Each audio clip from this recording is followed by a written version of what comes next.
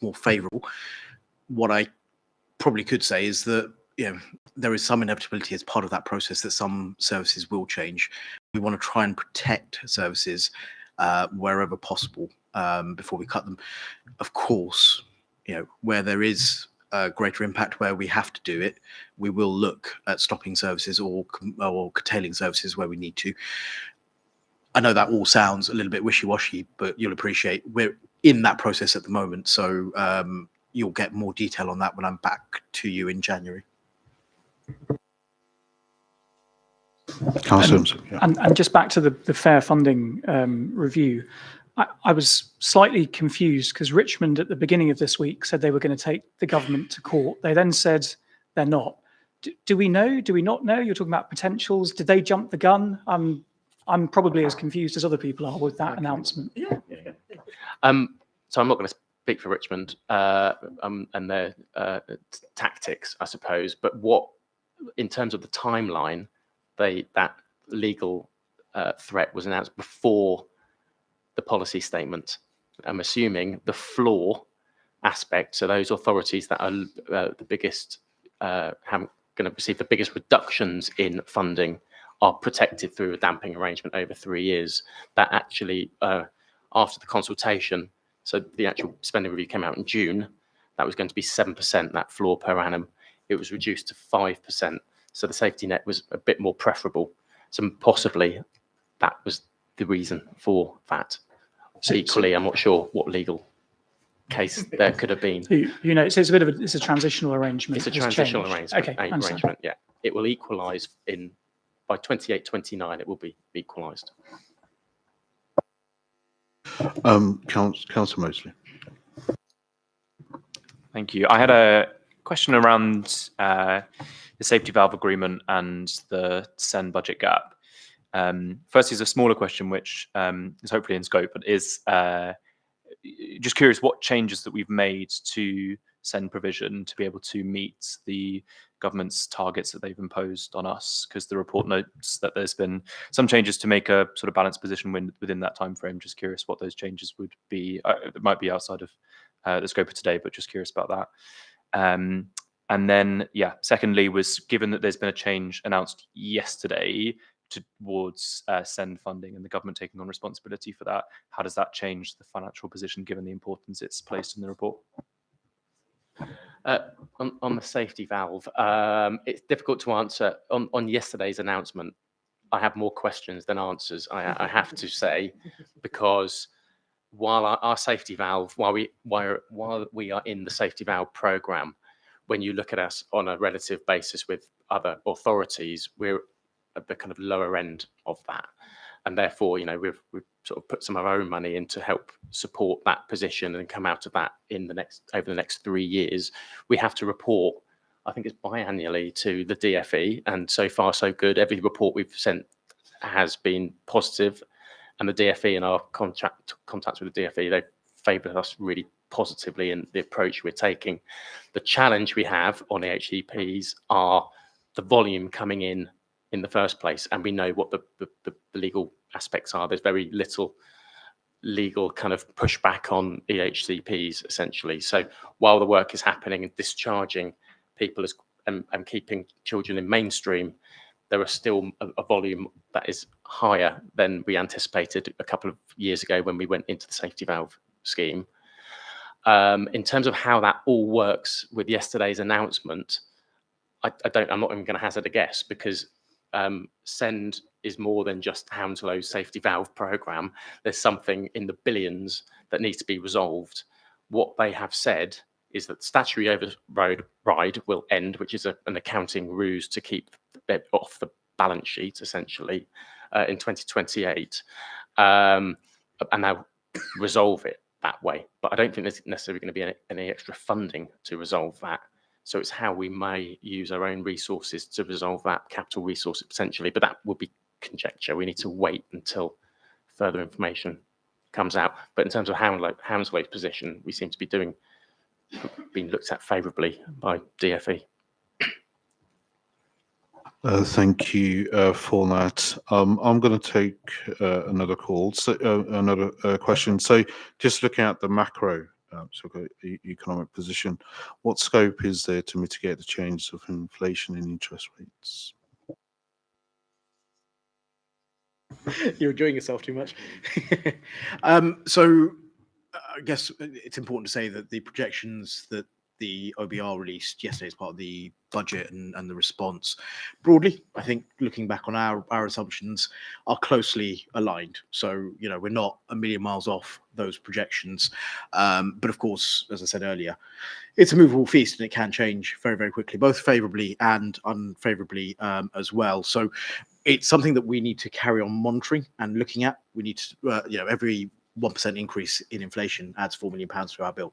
So we need to monitor it. And what you'll see if you look at the quarterly monitoring, it gets followed very, very closely. And these are conversations that are live between Jake and I and the Cabinet and CLT as well. Of course, we know that if it goes unfavourably, the biggest impact is on the HRA.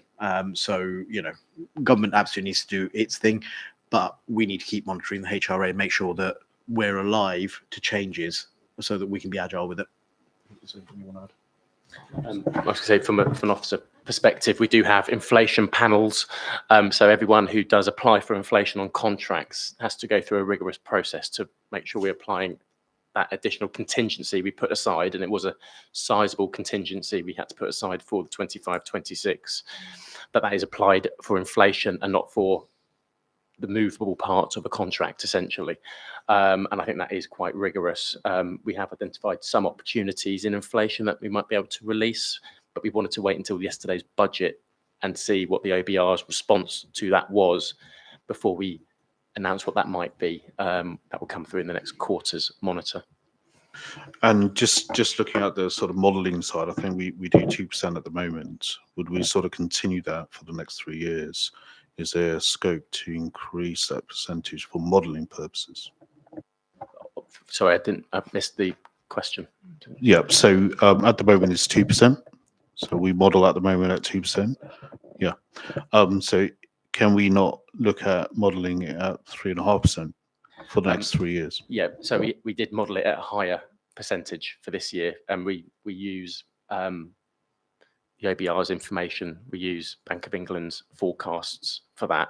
We then adjust that when we set the budget, because obviously yesterday the OBR have released a new set of figures, and will allow the Bank of England and those kind of key macroeconomic positions to adjust those figures.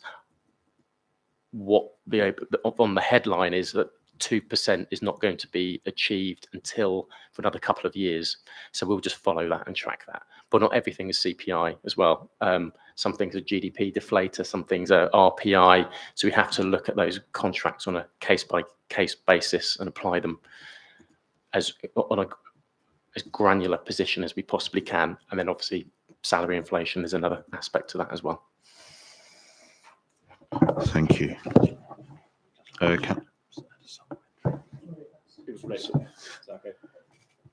Councillor Boson, go. Thanks. Sorry, just to clarify, you mentioned that the HRA was the part that was most exposed to inflation. Was that correct within the council's interest rates? Okay, so then related to that, then where in the council's budget it would be most exposed to inflation being surprising on the upside? Because I know that the OBR's prediction yesterday was slightly increased than where it was previously. Where would we sort of be worried, especially because given that the HRA is roughly 4 million, right? So is that somewhere where we'd be concerned? Absolutely fine. It's contracts, essentially, and we do have a number of contracts, large and small.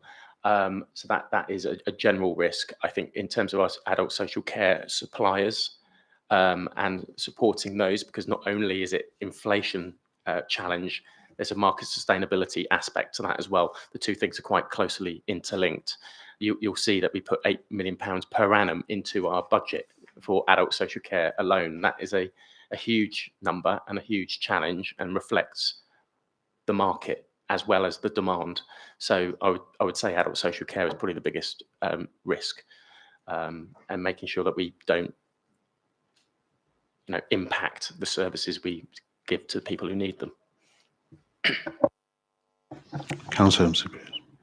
Yeah, I think Councillor Mosley knew what I was going to ask. I was going to riff perfectly off of that. That's worrying.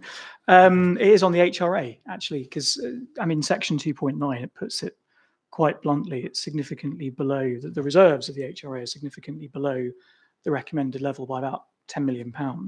I know that in February, the Cabinet approved a new business plan for the HRA. That included £3 million of savings. I just wondered if there was an update on what those savings might look like.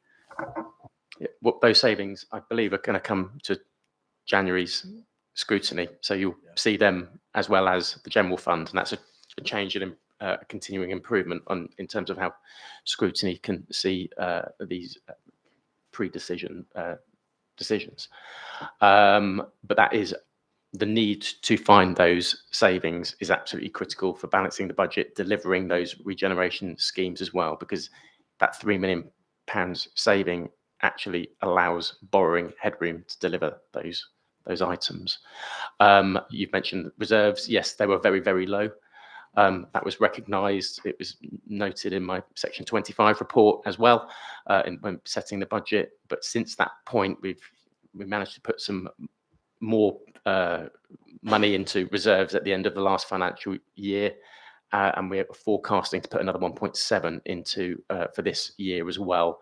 I think as we set the budget, having that headroom for the ups and downs of macroeconomic conditions is absolutely critical, and we'll maintain that building back of reserve resilience certainly over the medium term. Just to add to that, absolutely right.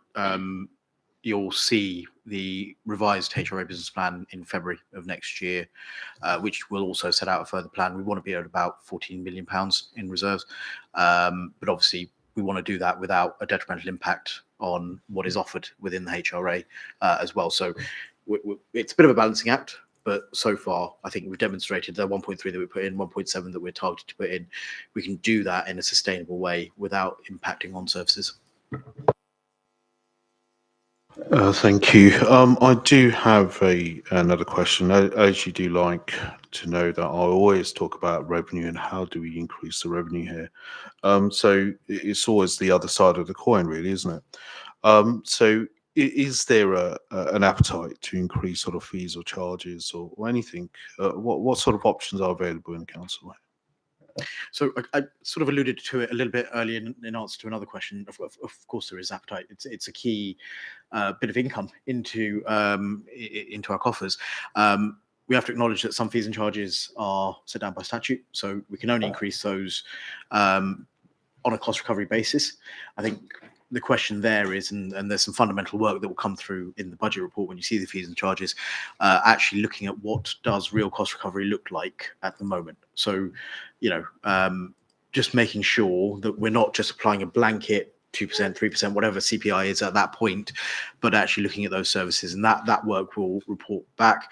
And of course, where there is discretion, I think it's important for us as an administration to be flexible and have that flexibility. So, there are certain things where we can drive income and potentially not scare the market. If it suits the aims, and I'm thinking public health in particular, maybe there are subsidies that could be offered, but you can only do that when you understand full cost of the things that are being charged for. So, I think in answer to your question, absolutely there is an appetite, but it needs to be done in a constructive and prudent way. Thank you for that. Is there any other sort of questions from committee members? No? Okay, so we're going to sort of go to sort of just discussing everything. Of course, you've heard quite a lot. There's a lot there in the report as well. Members, of course, this is our time where we can sort of discuss what we've heard and comment. So is there any takers on this? Or are we kind of happy with everything?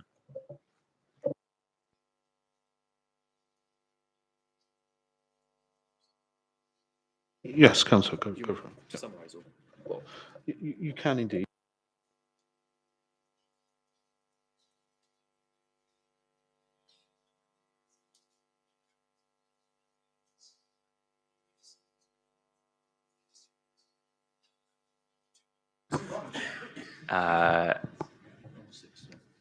I sort of asked my question. I don't really know what. I'm trying to think of something to say on the spot. You go first.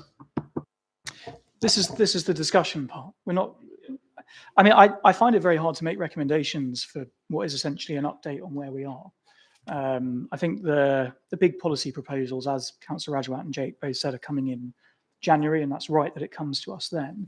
I mean, they're big, scary numbers, aren't they? And you know, there's some good words in here about the progress that is being made behind the scenes on trying to address what are quite substantial gaps. I suppose we'll have to wait and see what that looks like in January. I also appreciate it's a tough gig because we don't know what the funding settlement will be until we're all tucked in with our Christmas dinners and unwrapping our presents. I mean, maybe it's Christmas Day for you. I don't know, but it's tough to make recommendations when we don't know A, what's coming in, and B, what the discussions are around policies. So I suppose the recommendation, if I dare to make one, is that we reconvene in January and have a proper discussion about what we do with the financial position that we have more of an understanding of. Yeah, I think the budget will be, of course, in scrutiny as well. I think by that time you would have sort of untied and opened up everything of the Fairview funding. So yes, that will of course come in anyway. Yeah, I mean, if everyone's minded, I've got a few things here, just to just to sort of add. Firstly, I just wanted to add. So we welcome the focus on protecting services. Really important, and encourage the cabinet to maintain this approach. So that is kind of one of the things coming out for this. Even so, we've got to get a 3-year sort of deal.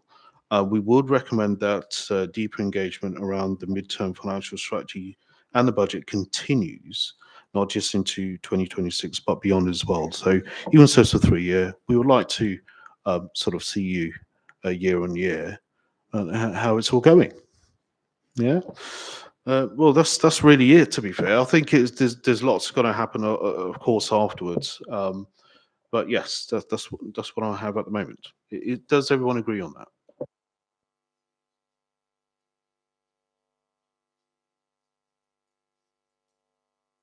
Okay, so I do need a seconder, and then we just need to vote for it. Thank you.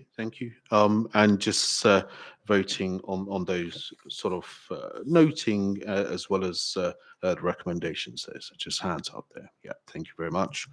That is good. That is good. I mean, it's a lot of work, but very, very good. So thank you all. Councillor Rajwa, Jake, thank you. I would normally sort of give you the option of leaving. But you'd be both sort of participating in sort of the Lantern Group scrutiny in the day as well. Please do just sit by. That'd be great. Thank you very much. Okay, so really just kind of moving on to the agenda item number 4. Quite a good item here. So we got housing inspection outcome. Housing has featured as a regular item on the Overall Scrutiny Committee agendas over the course of my time as chair. Back in September 2023, we received updates on the implementation of the recommendations from our Housing Environment Scrutiny Panel, deep dives from 21 to 22, which looked at housing allocation, and 22-23, which considered repairs and customer satisfaction. A couple of months later, in November 23, we considered the Housing Division's implementation plan. Last October, we assessed how the Housing Division might fare when assessed under new inspection regime, and the final meeting of committee last municipal year, just 6 months ago, contributed to then the emergence of the housing strategy. As such, Councillor Sue Sampson, Cabinet Member of Housing Management and Homelessness, is a regular presence at OSC. This time she's here to update us on a recent assessment of the Council's social housing by a new inspectorate, the Regulator for Social Housing. The Regulator for Social Housing assessed the Council in the summer, in addition to all manners of reports and performance data. The inspector team met in August with tenants, officers, Councillor Rajwat, the leader of the Council, Councillor Sampson as portfolio holder for housing, and with me as chair of Overall Scrutiny Committee. The council received its regulatory judgment at the end of October, so we pulled out all the stops to get it to the Overruling Scrutiny Committee as soon as we can. So, Councillor Sue Sampson, welcome. Do you please introduce your report? Thank you. Thank you, Chair. Yes, I'm very happy to come back today with our second highest award of a C2 that was given to us by the regulator, the housing regulator. So, but before I start, I want to introduce Anthony Stoke. He is the resident voice. They are the housing scrutiny resident panel that he chairs. I've worked with Anthony since I took on the housing portfolio in 2022. He's a very critical friend and a good person to have, the whole team, very good to have on board. And we work very closely, and they have been very instrumental in helping us get to the C2 with our community engagement and so on. But we are certainly working with them going forward, following the 7 key findings that have been identified by the regulator where the weaknesses are showing. So we've got good works in train that will, once implemented, once we go down this road, by next summer, all being well, we should be able to achieve a C1. Okay, so that's, the work that's involved here.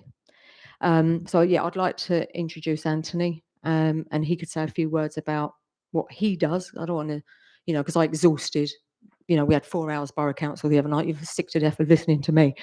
So it'd be good if you can hear from Anthony and that side of our involvement. Hi, how you doing? As said, I'm Anthony Stoko, the resident voice chair for the new scrutiny board. Okay, so in regards to the housing regulators' findings, what we have been doing, we've already put things in place anyway, which is, for instance, we've already been working on the complaints process, and we're going to be signing that off by February, because actually we just wanted to make sure it follows it. It actually reflected the process, policy, and procedures, and that's going all the way down to customer service levels, housing estate officers, and more. All officers are engaged with anyone, and that would be mandatory to follow that full process. So that's really good moving forward. That'll be done by February.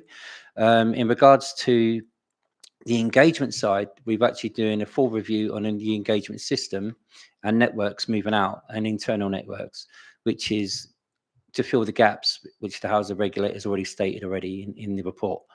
Once that's been done, I will give my findings to Councillor Sue Sampson, and it needs to go above the engagement managers altogether in regards to the findings that we've done. To make it fair, we're looking at I forgot what they're called, Tom Allison's team, something strategy. Yeah, community. So we're comparing both teams as well. So we're going from that and the engagement team, and then look to see a better strategy between them teams, because believe it or not, one team is on the ground permanently, and I think they're the ones we need to get to build the road, get the bridge, getting the network up and running. If we can do that, we'll move forward with that, but that's work in progress. Right, finally, for us, what we are then going to be doing is be looking in compliance. Now, this one's going to be a lot more harder, because it's going to take at least about 2 months. But with that being said, you will definitely be ready in summer to be C1 compliant. But that also means, say, for instance, you start working on the building inspections come January, not for the next few months to wait. So we can start moving forward that way. That's your 90-day wins. A lot of work has been happening since actually 2 months ago. We've already been working even before we had the findings from the housing regulator, even to a point where we actually found out that when you've done a review of yourselves in regards to the complaints was incorrect. You was actually 76% instead of 30 or 40%, give or take. So I'm going to hand back to Councillor Sampson, and thank you. Yeah, I'm just happy to take any questions, really, because like I say, we had a 4-hour meeting on Tuesday, and yeah, happy to take questions. Yes, thank you, Councillor Sampson. Yes, we will sort of move on to sort of the question side of things. So just really from my end, I'll start sort of kicking off here. So with the C2, of course, you know, for us, it's a starting point, I guess. What are the improvements have been planned, or what timelines do you envisage? We, like as Anthony touched upon, we carried out our own self-assessment. Well, not our own. We brought in an external company to carry out the self-assessment. So we were already, before the regulator arrived, we knew where our slight areas of weakness were. So we was already on that journey. So it came really as no surprise to us when the regulator highlighted what he did.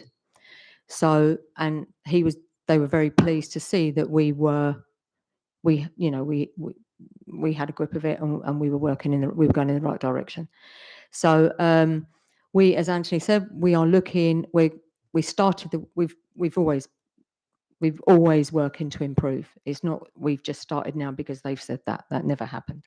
We've always continuously worked to improve, and we are hoping to have a lot of the majority of this done, ready for next summer, ready to go for the C1. Just to confirm, sorry, so is this every year? No, it's not every year. Right. The C2 is probably every 2 years, but we want to be in a position that if we are re-inspected, that we are operating to a C1 level as early as next summer. Beautiful. Yeah, that's good. Okay, I'll kind of move on. Councillor Anthony, please. Yeah, thank you, Chair. I'm going to slightly go off script because Anthony, you said a couple of quite interesting things. Complaints process, was that by February? Was that implemented by February or developed by February? So it's going to be signed off by February. Well, signed off by February. Okay. So does that mean it can come to us, or it's sort of ready for the next stage after February?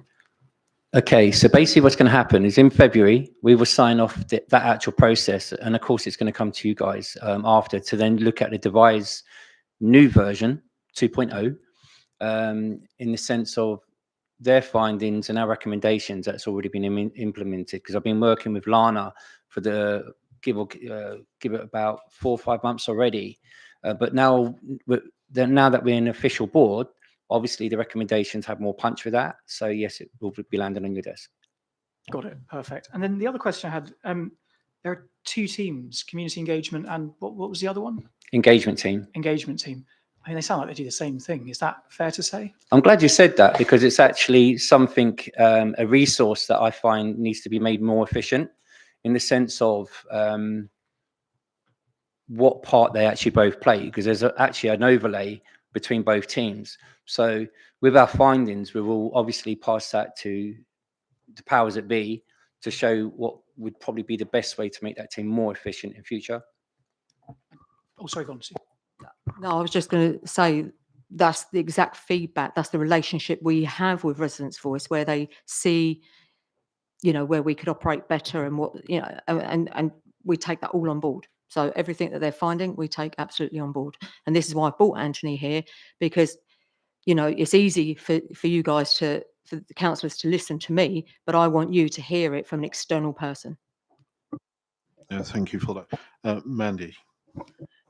Yeah, just to clarify that point. So there's the community development team, who you will know the officers in that team because they support the area forum activity and the community network activity out in the borough, and the community engagement team who, amongst other things, support corporately council consultations and engagement activity, but very much heard what Anthony and Councillor Sampson have said in terms of how we're looking at our teams work together.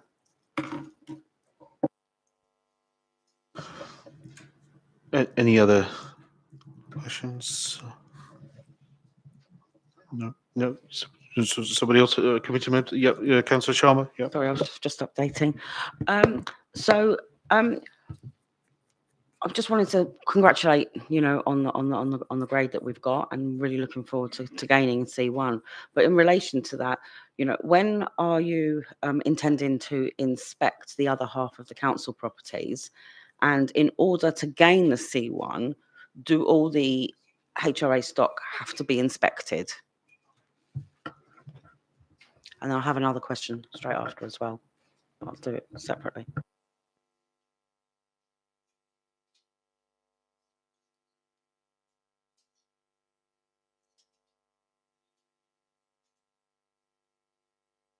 No, it doesn't require 100% of the stock to be surveyed, but it does require, like, if I'll give you an example, if you've got a block of flats, they're all the same. Okay, so that's not every home. That is one, all that, like if you've got a 2-bedroom, they're all the same. If you've got a 1-bedroom, they're all the same. So we will have everything completed. We started the work months ago. It's not that, we didn't know about it. We did. But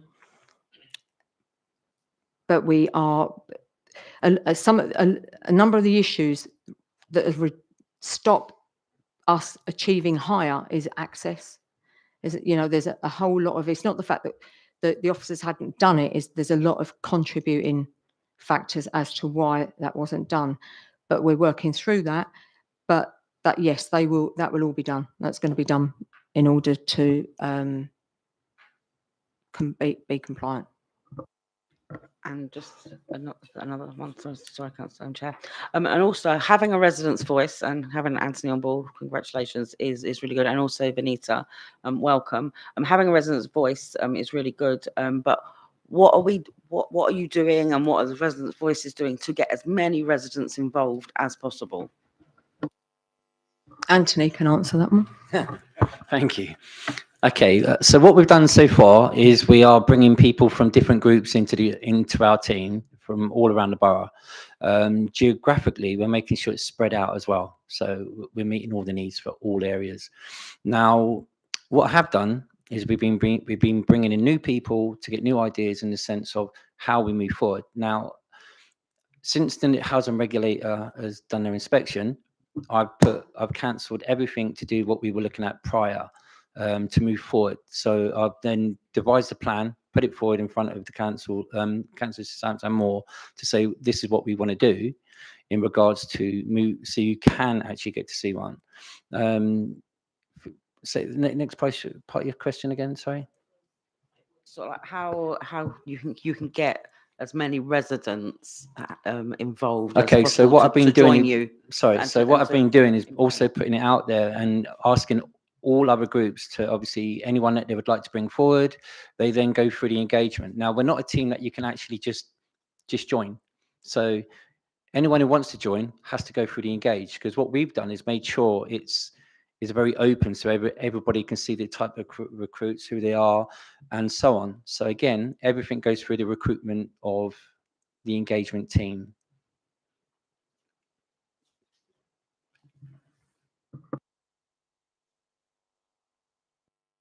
So with just a point of clarity, so are we saying that there's going to be some sort of get together with residents groups, like a forum-y type thing? Or, yeah.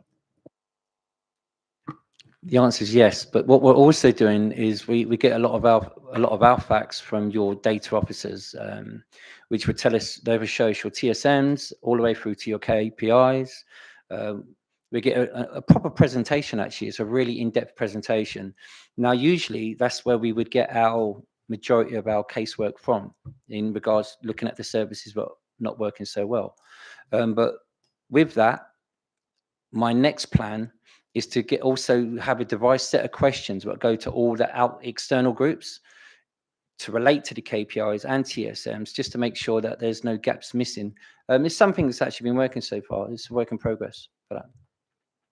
Thank you for that. Chair, can I just come back? Okay, I just want to correct myself. Going back to the question that was asked from Marina, Councillor Sharma, regarding the decent homes. Okay.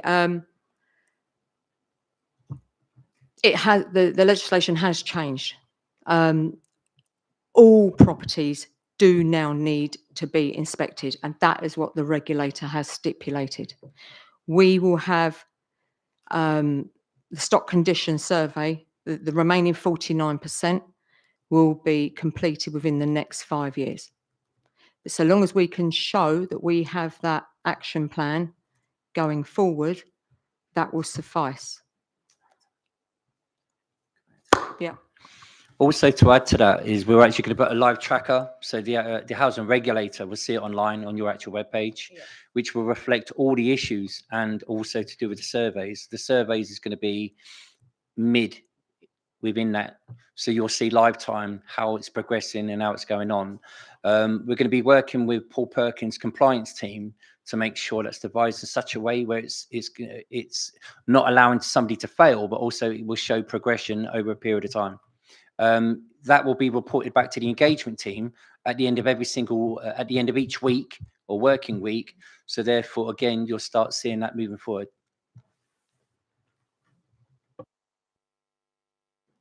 Councillor Yates, please. Hiya. Is there going to be an opportunity to assess tenancies at any point? Assess tenancies, as in, obviously, everyone has a right to a lifelong tenancy, but are we going to do an audit at any point just to check that who's living there, who's... We do tenancy verifications. How often do you do those? Well, you can imagine we've got 23 housing officers and 13,000 odd properties. So, but we are constantly do that. Every time one of the officers makes contact with a resident, they do that automatically.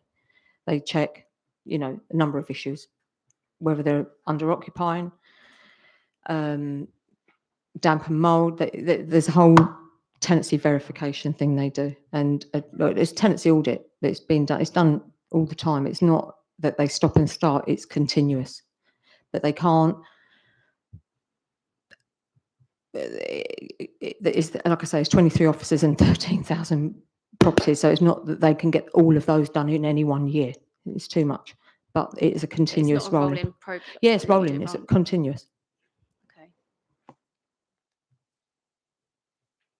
Brilliant, thank you. I'm just going to take Councillor Mitchell's question, please. It's more an observation I've just made. The questions I have, I think they're actually more pertinent to the housing strategy paper which came to cabinet, in November. Well, now I'm just reviewing. It's about PRS rent controls and selective licensing of PRS landlords, which isn't really pertinent to the housing inspection. Is that right, Sue? That's separate. Okay, so I'll contact you separately about that. I just wanted to clarify that, Chair. That's fine. Thank you. Thank you. Councillor Emsley. Yeah, thank you, Chair. I just want to pick up on the housing survey back and forth we've had. It says here that 65% of homes have been surveyed since 2017, but that Hounslow is reporting that 96% of homes meet the DHS. How do we know that? Because the stock condition surveys that are currently carried out. So is it 96% of the 65%? Yes. Okay, so we don't know the other half if they're up to decent homes standard. I would. Yes, they are. There's no failings within the properties like gas or any of the compliance components. So as far as that area of the compliance is concerned, each property meets that safety standard. As in decent homes, we have a programme regarding kitchens and bathrooms, and that have got a lifetime span, and they are in that cycle. Their cycle, I think, is 20 years a kitchen and 30 years a bathroom. They're within that cycle. So each property should be, even if they haven't had that stock condition survey, we will have that lifetime cycle of when they were last done. Okay, but we don't. Okay. The other question was around why the 65%. So I'd had a quick Google whilst we were asking questions. Ealing's done a full stock condition survey. Hillingdon reported an 87% coverage. Why is ours significantly less? I mean, it's not an accusatory question. There must be a reason for it, though. I don't know the answer to that off the top of my head, but I can certainly get that back to the committee. Thank you for that. Any Councillor Mosley? Yeah. We're doing very well as a yin and yang because my question related to that. So thank you. And just to clarify, so then my understanding from what you've said is that we've done the 50% stock survey, but as a sample. So we take some of the homes within a block to get understanding of the wider block, and that gives us the confidence that we achieve 96% decent home standards. Fine. So then my question was about that number, the 96%. Do you know how that compares to other boroughs? It sounds really high. So that was question number one. And then question number two is, do we know anything about the 4% that don't meet that standards? Roughly, where are they? Do we know why they don't meet that standard? Is there any sort of underlying factors? Is maybe perhaps age of the property? And do we have any plans to remedy those 4%? I'll talk about the 4%. Yes, we are aware of those properties, and they would be like listed buildings or properties with subsidence, things like this, that there is an action plan with those. Whether we dispose of those or whether we bring them back into use, but we're working on that. So, but we're fully aware of that 4%. Sorry, what was the second question? Was about how does it compare? Thank you. How does it compare to other boroughs? 96%. We benchmark, and we are, in comparison to a lot of the London boroughs, we are in a good place. I just wanted to just focus on just coming back to the 7 highlighted sort of issues from the inspector. So those 7, you're just to get a bit of clarification here. You'll be getting that all done within summertime. Yes, absolutely. And again, just to clarify, so of the 4% that we know are not at that standard, do we have confidence that we can retrofit those places or not if they're potentially listed? Is that sort of more of a thorny challenge for us to be able to take those homes up to standard? It's not possibly, but it's not.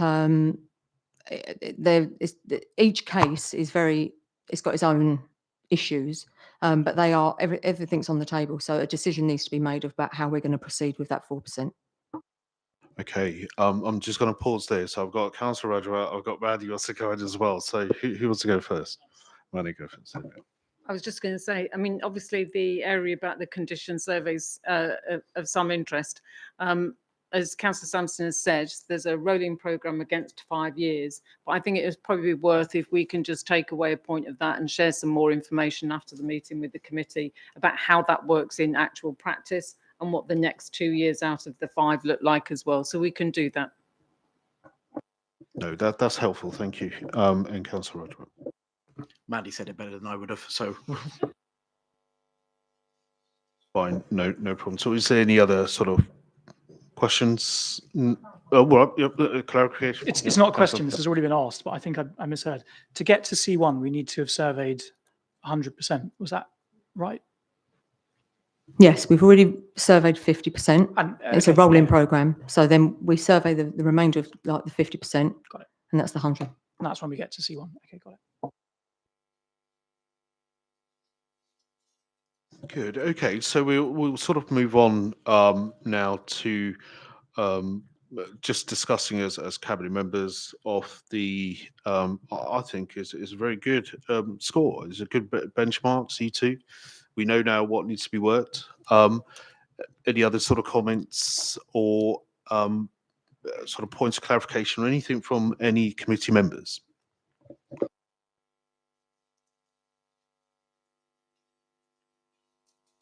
Councillor Elmsley. It's a comment, it's not a question, don't worry. We're in that stage now, aren't we? We're talking. Right, okay. 2 things really that have just arisen from that discussion. I think I'm very interested in the findings that Anthony, the team, make around how we can work more efficiently and effectively around engagement. I'm very keen to see that in February when that's done. I think that's going to be a really interesting piece of work. I'm glad we're doing it. Oh, am I wrong? Sorry.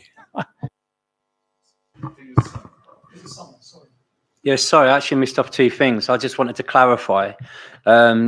In regards to, it says on here, London Borough of Hounslow needs to ensure that tenants are fully supported and efficiently led on scrutiny. But what we actually have done is we've devised a few things using the Ombudsman. Just so you're aware, I'm on the Ombudsman panel, but I'm also on the BSR panel as well.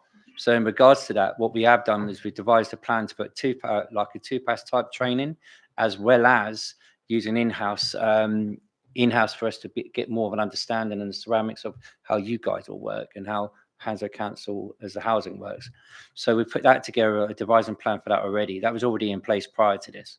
Also on here, it says London Borough of Hounslow also needs to ensure that it provides feedback. So what I've also done with that is we will give feedback within 5 working days for any topics that we've tackled. So when it comes to yourselves, you're going to see the topic and you're going to see the feedback from the residents which have actually been on that journey moving forward. I just wanted to clarify. Sorry, I read it on here. It makes total sense. And then the other point I was going to make, I think this is all great. The other point I was going to make was around obviously the housing stock survey.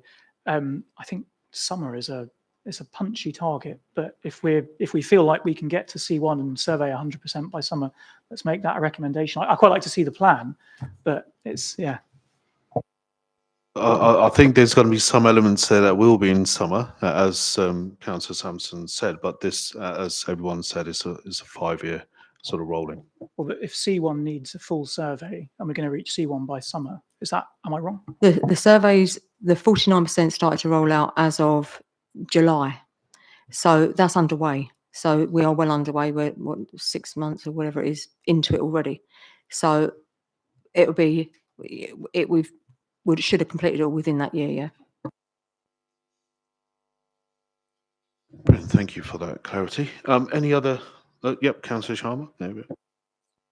It's just a statement, really. I would just like to congratulate Councillor Sampson and all of our officers for the tremendous hard work that's gone into this, and also Anthony and Vanita for the residents' voice as well, because you've also contributed to this as well. And we look forward to next year when we get the C1. Yeah. Wonderful. Okay, so. We do have a couple of set of sort of recommendations here.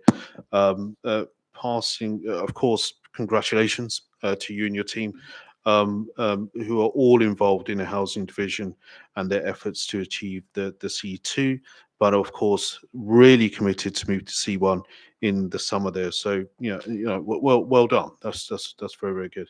And then, of course, just recommendations when it comes to the housing regulator kind of readiness is kept under review by OSC. So probably suggestion is sort of 26-27 sort of municipal year when you come back and say, well, actually we're there. We see one. So brilliant. That's really it.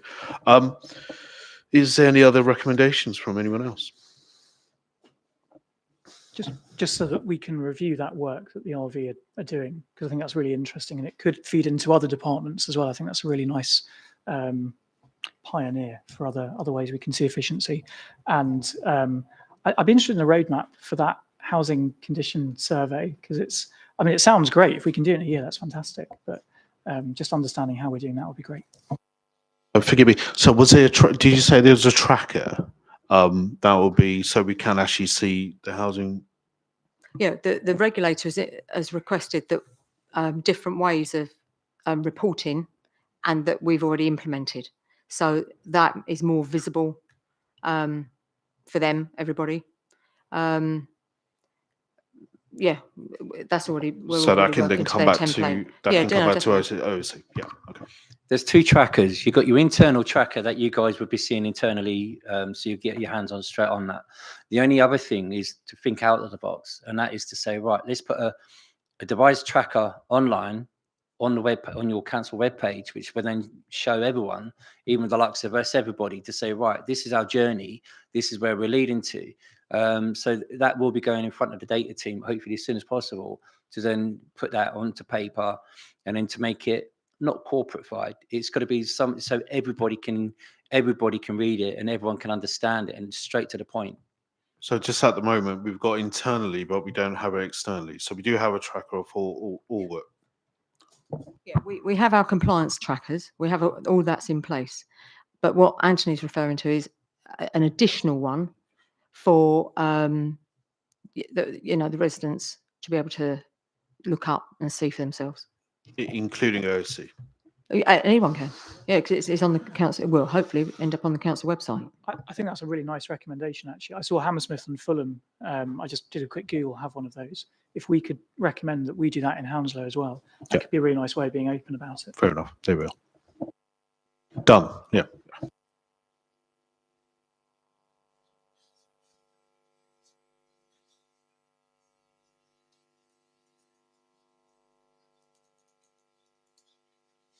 So yeah, we'll have an addition then to the recommendation. So just bringing resident voice project back to OC, and of course having the tracker as well.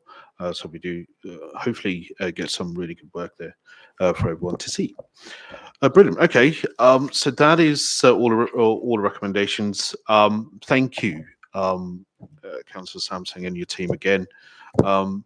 Given the centrality of good quality housing in the council, 13,000 homes, of course, it's a lot there. It's so important that we continue good conversations and good standards as well, and understand how we are performing overall. And I'm pretty sure this will sort of come up in future items. So again, well done to your team.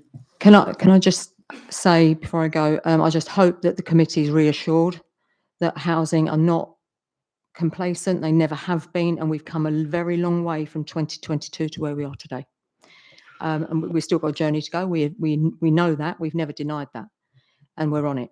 So when we come back, even C1s have recommendations. So we're not going to. No one's ever perfect, but we are on it. Thank you. No, it's very good. I think I'll talk for all the committee as well. So well done, really well done to the housing team. You're more than welcome to stay.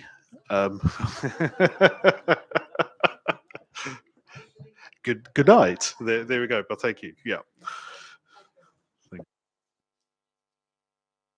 Oh, forgive me.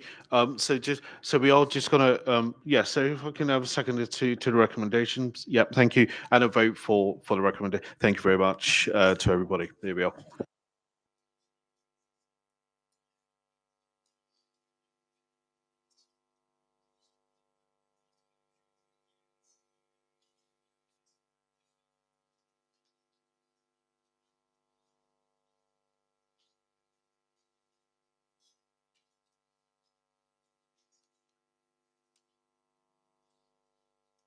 Right, okay, so we move on to agenda item number 5. So this is our sort of scrutiny in the day for Lambton Group.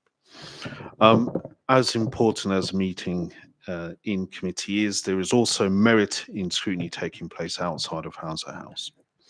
For 3 years now, we have undertaken Scrutiny in the Day, a focused session where over the course of 6 or 7 hours, we get under the skin of a particular topic and develop recommendations.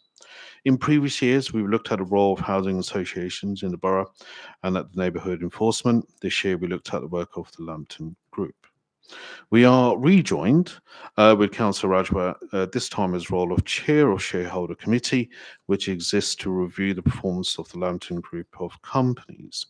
And Jay Buckhurst, I would also like to welcome guests from Lambton Group, Richard Ennis, and Lambton's Finance Director. Apologies. So I've got apologies from Helen, the Group Director of Governance and Corporate Services. So her apology for today. So thank you for Richard for being here.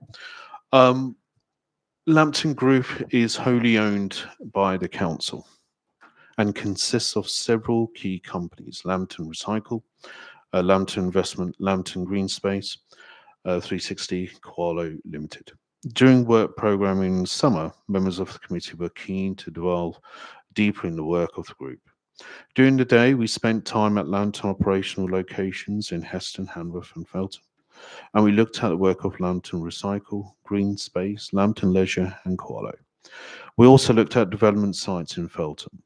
We have the opportunity to see Lambton colleagues at work, to question the group's senior management and pose questions of council officers who have oversight of Lambton's business.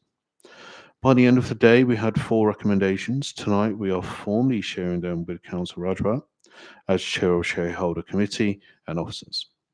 Before I do, though, I'd like to put on record that I found Scrutiny Day a very, very helpful exercise. Given the length of time Lambton has been part of the operating context, it was very helpful to understand the Lambton Group, not as it was in 2015 or 2020, but as it is now in 2025. It's also a good opportunity to ask some fundamental questions and clarify some misunderstandings. Similarly, I know the committee appreciated Lambton's openness in sharing current performance data for key elements of the group's work. Returning to the recommendations the committee developed on the day set out in our agenda item. The report sets out those recommendations.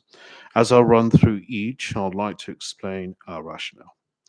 It is important that Lambton Group delivers value for money services for the council and the communities we serve. Initial ambitions to trade appear have been refocused as an area for future development. Getting the fundamentals right seems crucial. For that reason, we recommend that the Lambton Group continues to reduce cost and actively monitor the delivery and compliance of its business plan. In a similar vein, we welcome the Lambton Group's proposed 3-year plan with, this is important, the expectation that the plan sets out a realistic, viable timeline towards profitability. Given that Lambton is owned by the council and delivers a range of services on our behalf, we were surprised that other providers were also delivering similar services for the council.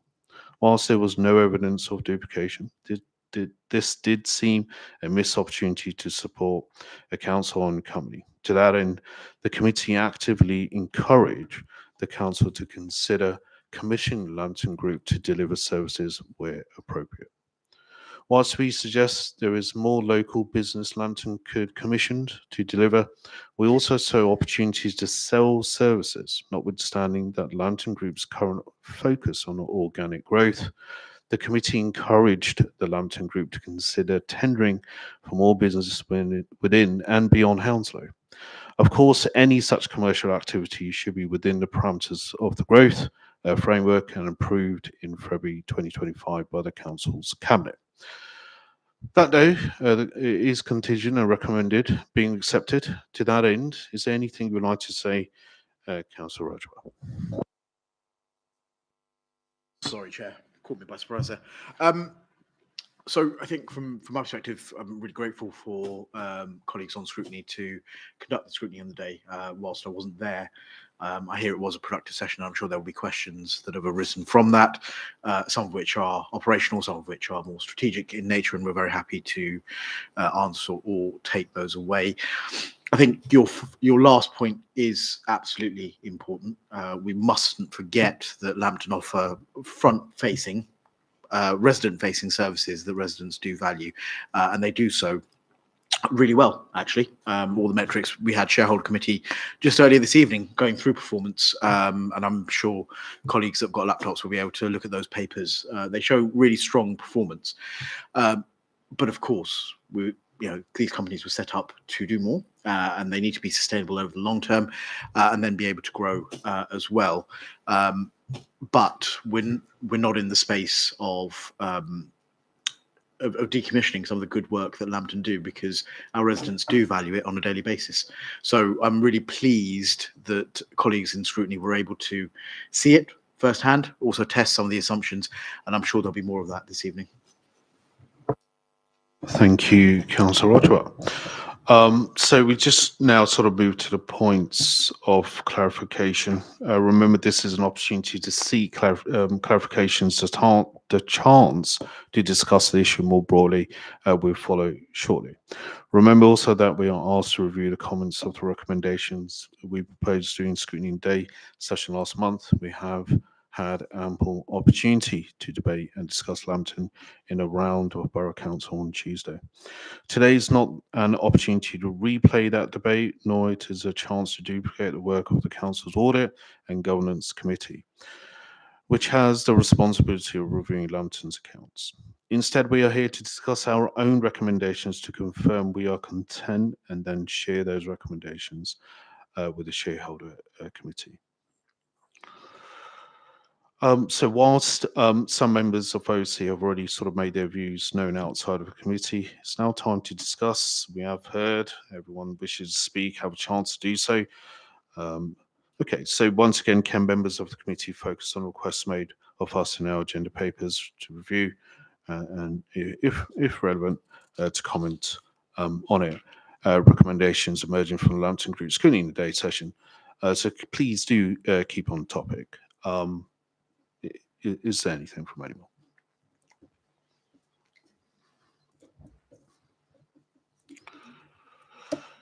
Yes, Councillor Hemsley.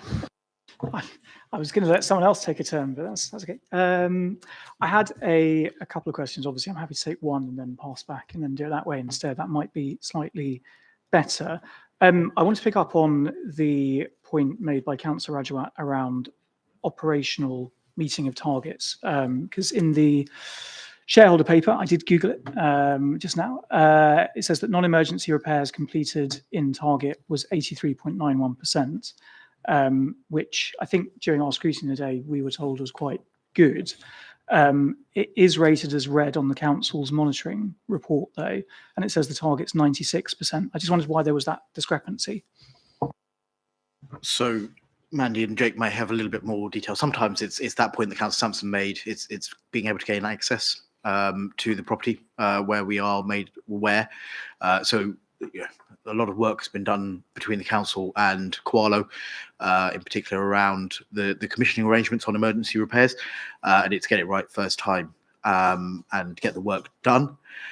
So I think some of it is access. Any more insight, Mandy? Use your mic. Not really. I don't know if there's also a differential between. Oh, sorry, looking at the papers, a differential between the periods, but there can be access issues, and that is something that we generally want to work on anyway, in terms of making sure that we better know all of our residents, including our tenants.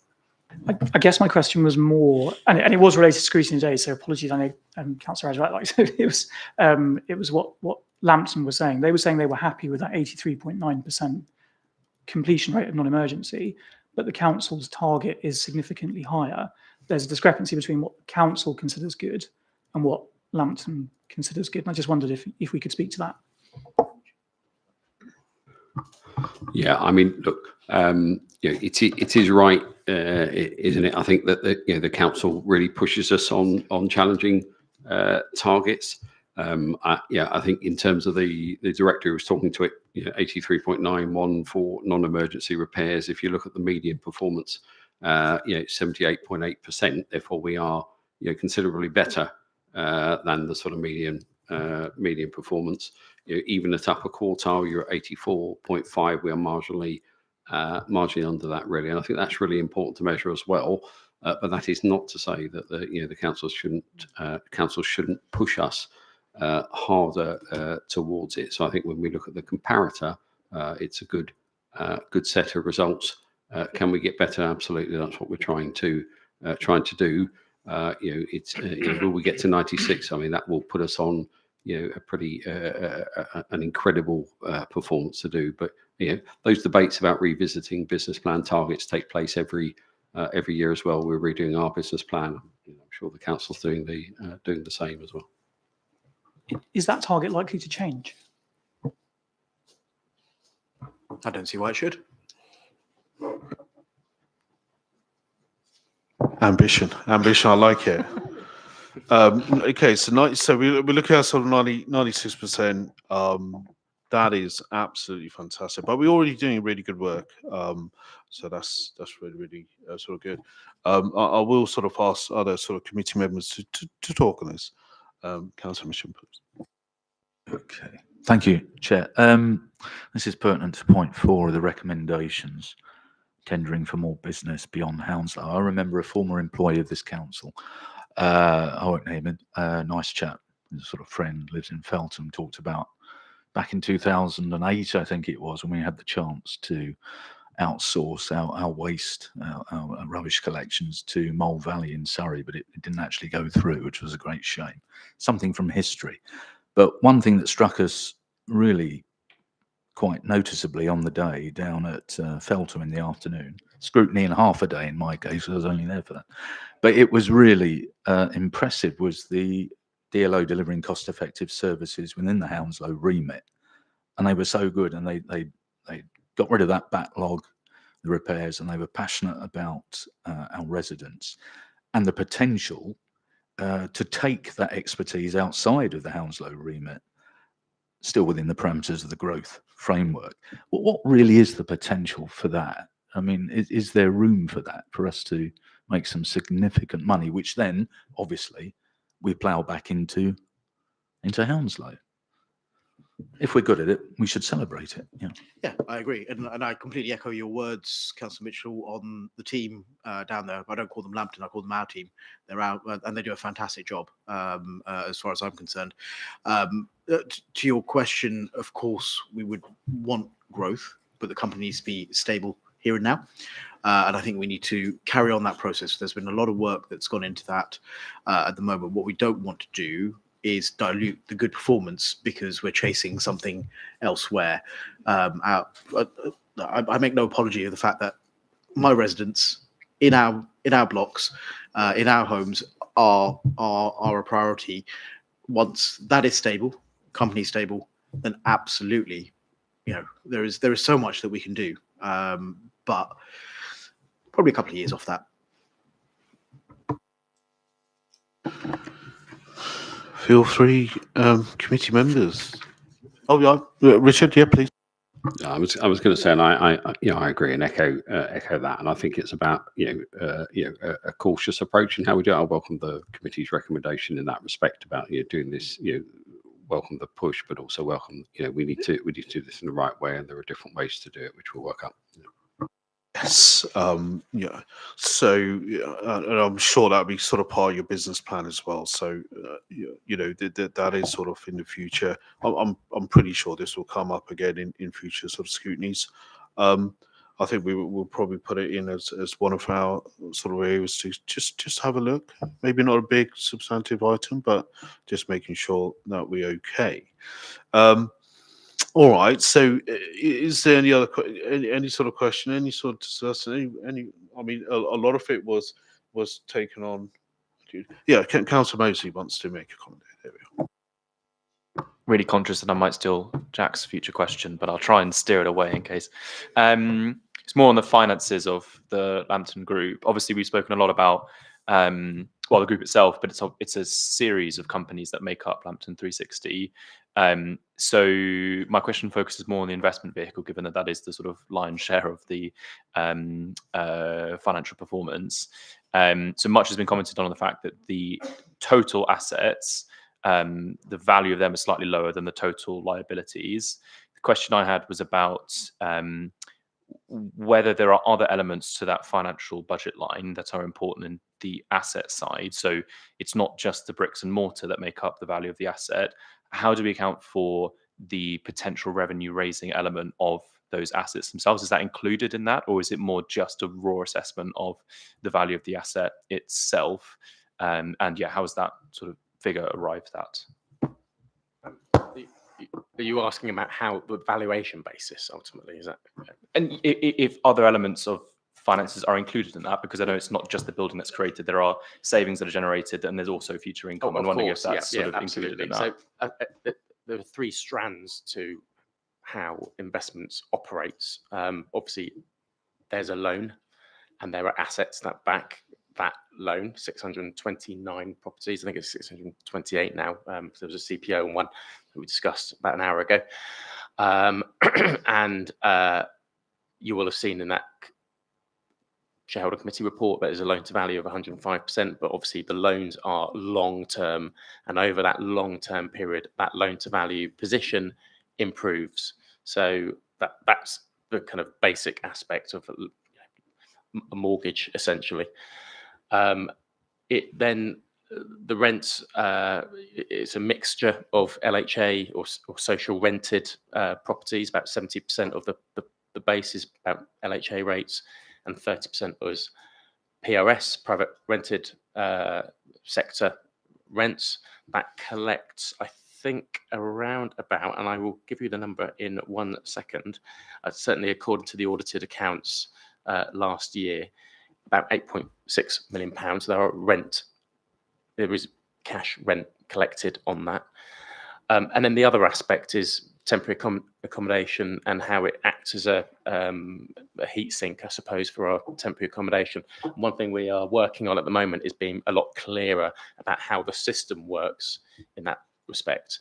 One of the things that Hounslow is quite successful on is our TA property demand, and you'll see in our monitor that we don't have the biggest problem across London is temporary accommodation in terms of those big overspends, and we don't experience that. I'm not saying that Investments 360 is the sole answer to that, but it is part of, and I think we need to just be a bit clearer about how the numbers follow through. But they're the three strands of how the system works and how that it acts as a income generator. It acts as there's a capital asset backed, and there's also an opportunity saving, I suppose, from how temporary accommodation is supported through that vehicle.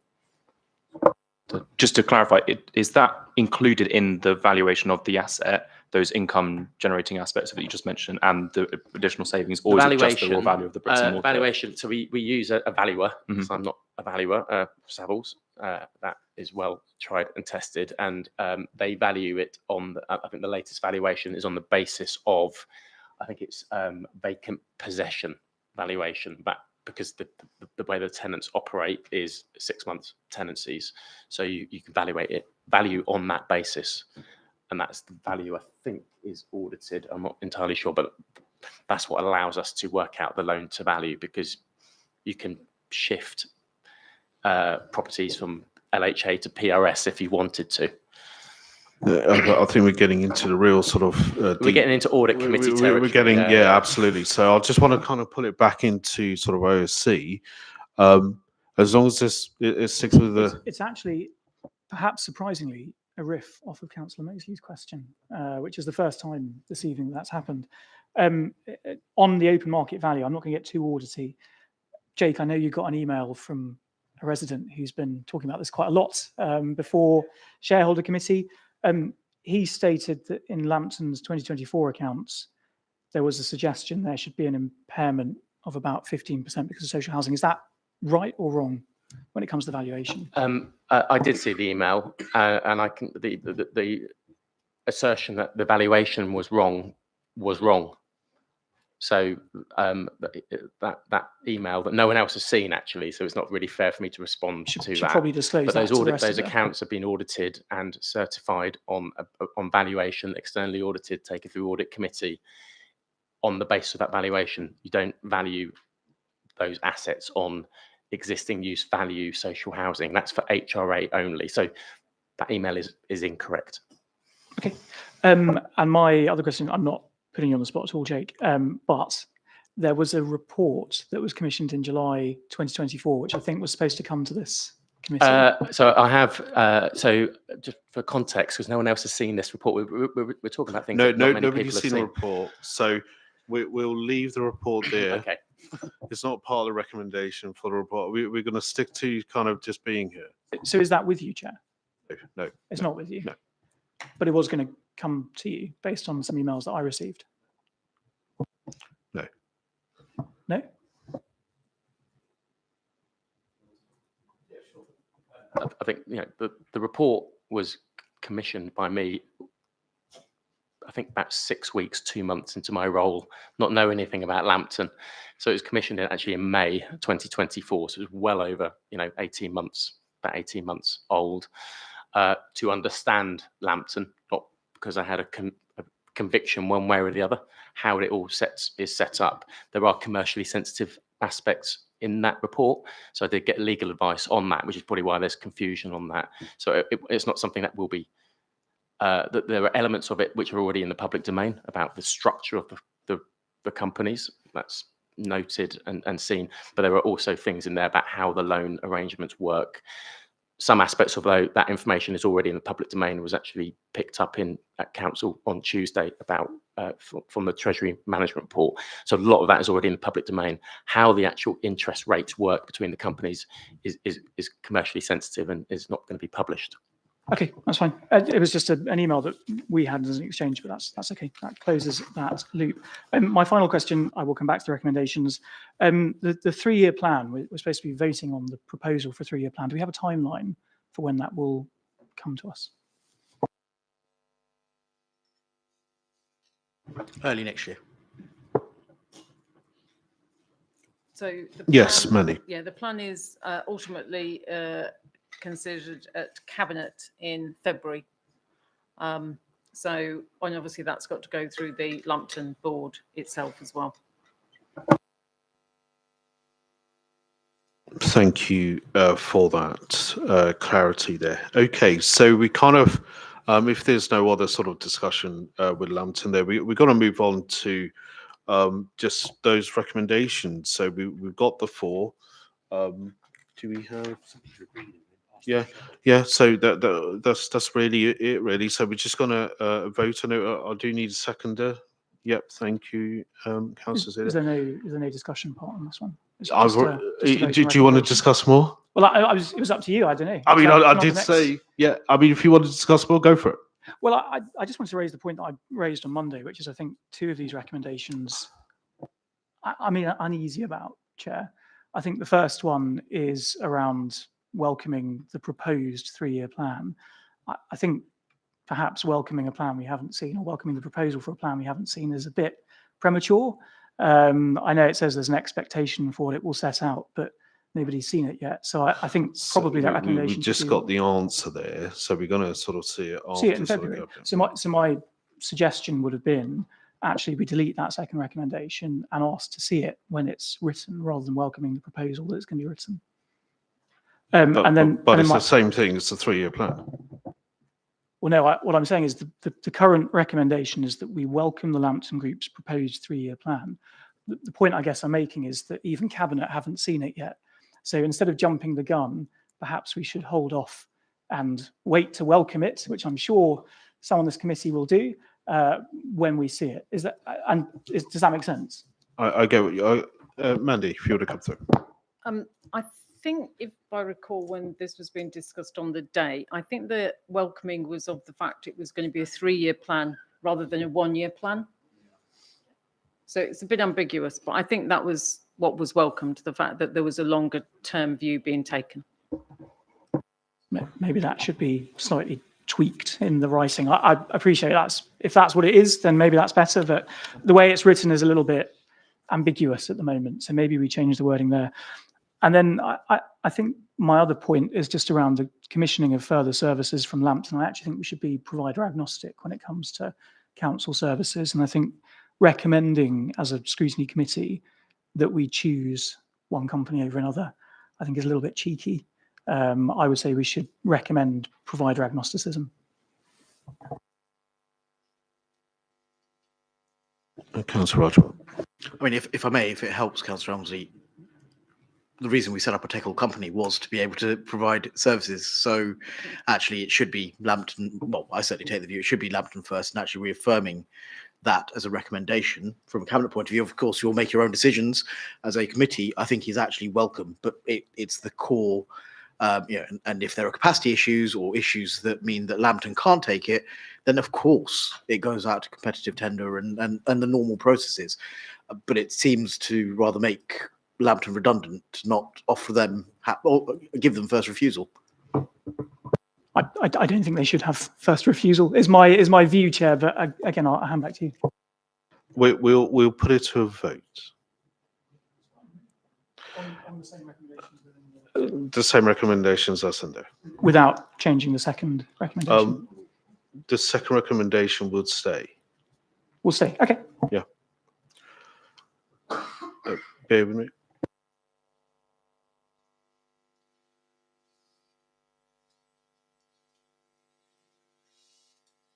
Okay, yeah. So we got to keep it. I think there's some mechanics, and overall it is what we got with the recommendations there. So yes, the kind of next step will be just seconding the recommendations. Councillor Sidhu, thank you. Voting on the 4, which is in your papers there, a show of vote there. Yep, thank you all. There we are. Thank you. So now we will sort of pass the recommendations to the shareholder committee. So thank you all for being here today. Of course, Councillor Rajwat, Jake, Richard, thank you all for being here.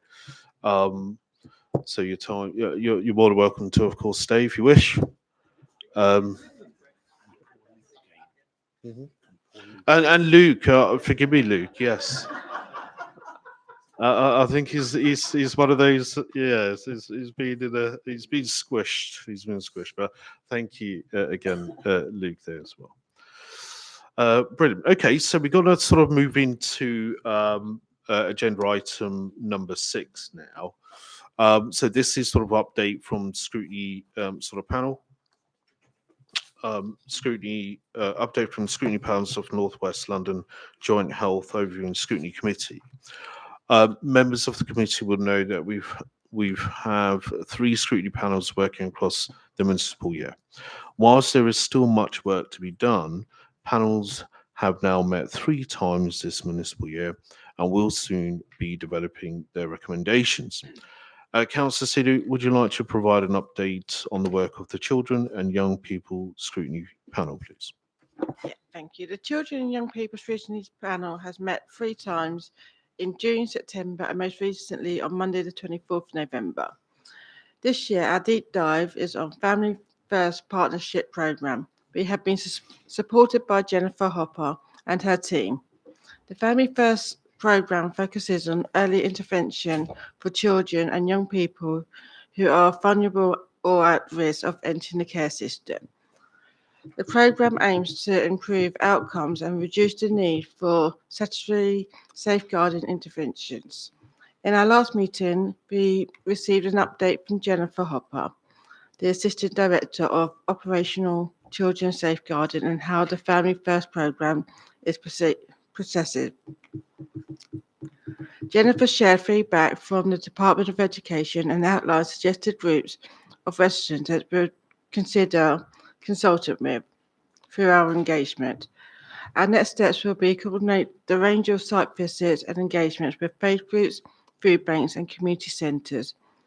Our next and final meeting will take place on Wednesday the 4th of March 2026 to discuss our findings and recommendations. Thank you. Thank you, Councillor Sidhu. Councillor Farmahan, would you like to say about your work on the Health and Adult Care panel, please? Thank you, Chair. This municipal year, the Health and Adult Care Scrutiny panel has met twice and formally agreed its terms of reference. The panel deep dive is focusing on the ongoing pressures within adult social care. Dive is focusing on the ongoing pressure within the adult social care, with a particular emphasis on the integration of health and social care services in Hounslow. The follows on from the previous year's work on commissioning and contract management, which found processes to be robust and delivering value for money, whilst also highlighting and significant and sustained pressure on adult social care budget. At our meeting to date, we have heard from Ben Collin, Program Director of Integrated Care and Patient Representative, who shared valuable insight into the opportunities and challenges of integrated care from both a strategic and lived experience perspective. Their contribution have helped to shape the panel's lines of inquiries, particularly around how services will be experienced by residents, how system partners are working together, and whether the integration model will be successful in Hounslow. The panel agreed key lines of inquiry for this year. Number one, residents' experience. How are Frail residents experiencing change in service delivery under the integrated care model, and how are their voices being captured in its implementations? Number two, impact on outcomes. What early evidence is there that integration is improving patient outcomes, particularly in terms of quality of life, hospital admissions, and continuity of care? Point number three, workforce and capacity. Does the current health and care workforce in Hounslow have the capacity, skill, and resources to deliver the new integrated model of care? Number four, partnership working. How are health, social care, and voluntary sector partners working together in practice? And what governance structure are in place to support collaborations? Number five, scalability and sustainability. What are the lessons from the two test areas, and what conditions would be necessary to scale this model across the borough? Sustainability. The panel will continue to engage with a broad range of stakeholders over the remainder of the municipal year, including senior officers, lead members, voluntary sector partner, to ensure evidence is gathered from multiple perspectives. Further meetings will allow us to examine in more details the lessons emerging from the test site due to go live in September 2025, and to consider the potential for scaling up integrated models of care across the borough. Through this work, the panel aims to provide constructive recommendation at the end of the municipal year to help ensure the integration delivers sustainable improvement in outcomes for residents while remaining financial resilience across the system. Thank you. Wonderful, Councillor. Thank you so much for that. Councillor Mir. Thank you, Chair. So this municipal year, the Housing and Environment Scrutiny Panel has met 3 times. The panel is undertaking a deep dive into land ownership within the borough, with a particular focus on the challenges caused by unclear responsibility for land.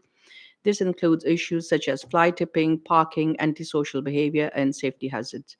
The inquiry builds on the scrutiny in a day session, which highlighted how a lack of clarity around land ownership hampers enforcement and delays resolution of problems. So far, the panel has heard from Lorraine Nash, Head of Regulatory Services, and Vinesh Govind, Head of Performance and Information, who shared valuable insights into the opportunities and challenges associated with land ownership in Hounslow. The evidence has shaped the panel's line of inquiry, particularly around the difficulty and costs of establishing an ownership. The panel is currently working on understanding of land ownership. Councillors have been provided with a land ownership map that provides access to land ownership and data within the borough. Unadopted private land, a feasibility study on whether the council can purchase unadopted private land identified as fly tipping hotspots to see if a reduction in fly tipping can be seen. Other council working, we are contacting other councils to see how they obtain land ownership data and determine land responsibilities. Potential solutions to it. We are looking into whether a land ownership data set can be purchased from the HM Land Registry at a lower rate for just Hounslow's data, or if joint purchasing can be done with other council entities. Study into duplication of land registry searches, a possible analysis of if duplicate land searches are being done by different departments within the council. Through this work, the panel aims to develop constructive recommendations by year end to improve the borough's approach to land ownership, ensuring greater clarity and effectiveness while minimizing cost and administrative burden on the council. Thank you, Chair. Thank you for that. Again, great bit of work. Councillor Sharma, please. You represent, of course, the Northwest Joint Health and Overview Scrutiny Committee. Councillor Sharma, can you provide an update on the recent work of NWLJHOS Committee? Yeah. Thank you, Chair. So this is the joint Health Overview and Scrutiny Committee update. So we've had the JOSCA's had one additional meeting since the last Overview and Scrutiny Committee, and this took place on the 18th of November at Harrow Council. Thank you, Harrow Council. Originally, this meeting was meant to take place in September, but was rescheduled due to strikes on the TfL network. This report will outline what was covered in the meeting. So dentistry and children's oral health. JOSCA examined significant variation in access to the NHS dentistry and worsening oral health outcomes for children across the Northwest London. Workforce shortages, limited NHS appointments and contract pressures continue to affect availability. Hounslow highlights where dental decay among 5-year-olds in Hounslow stands at 34.3%, well above London and national averages. Cranford, Heston West and Isleworth show the highest levels of need, with high decay rates and large numbers of untreated teeth. Hounslow has comparatively better access rates for children, but still experience pockets of very low access among adults in specific wards. We also discussed future of place-based partnerships, and the committee reviewed the future role of borough-level place partnerships, which are expected to take on greater responsibility as the Integrated Care Board, ICB, shifts more functions to local level. This is especially as important as there are changes across London, with Hounslow being one borough that will be part of the newly merged NWL and NCL ICB. Hounslow highlights where Hounslow was presented as one of the more advanced partnerships in NWL, Northwest London. Strong examples include the borough's frailty model, mental health programme governance and pooled budget arrangements, which enable integrated action across health and social care. As responsibilities devolve, adequate resourcing is a key risk, with concerns that boroughs could face increasing delivery burdens. We also discussed special school nursing and SEND support. So JOSC reviewed progress towards establishing a consistent Northwest London-wide model for special school nursing, SSN, addressing variation in staffing, clinical delegation and support with children with complex needs. Our Hounslow highlights where Hounslow is one of the boroughs prioritised for targeted development linked to rising complexity in special school populations. Some local schools have reported challenges accessing consistent specialist nursing, making forthcoming demand and capacity work particularly important. The new model will introduce clearer structures for clinical delegation, for example, medication and feeding support, and workforce training, which will directly affect Hounslow's special schools. We also discussed the JOSC recommendations tracker, and the committee reviewed progress on system-wide recommendations relating to workforce shortages, access inequalities, hospital redevelopment and digital exclusion. Several items remain only partially delivered due to workforce and financial pressures. And we also discussed the Forward Work Programme 25-26. And this September's meeting confirmed the annual JOSC work programme, including major topics for the coming year. And the Hounslow highlights were, which I'm happy to say, is that Hounslow will be hosting JOSC meeting for the December meeting, with the papers due to be published on the 1st of December. And this represents a strong opportunity for the borough to shape scrutiny lines and highlight local pressures and innovations. Thank you, Chair. Brilliant. Again, lots of good sort of work there as well. As always, I'm sure all four councillors will be more than happy to discuss outside this meeting. If any member of the committee who would like to know more about that, I'll look forward to hearing further updates in the next meetings there. Okay, so we move on to agenda item number 6. So this is the forward plan. Moving on, the forward plan sets out information about decisions as the council intends to make over the coming weeks. The committee can now review the council's forward plan and consider there are decisions it would like to bring in future meetings of OSC. Having reviewed the forward plan, are there any topics you'd like to consider? If they are, I will ask officers to investigate these might be brought back before the committee. No. Are we all good there? No, okay, fair enough. So nothing there. So we move on to agenda item then number 7. So this is our own works program. And now we turn back to the work program. Members will recall that the committee developed a work program at the beginning of the municipal year. It's good practice to keep that document under review. Members have before them the current work program detailing changes since we met in June to scope the draft.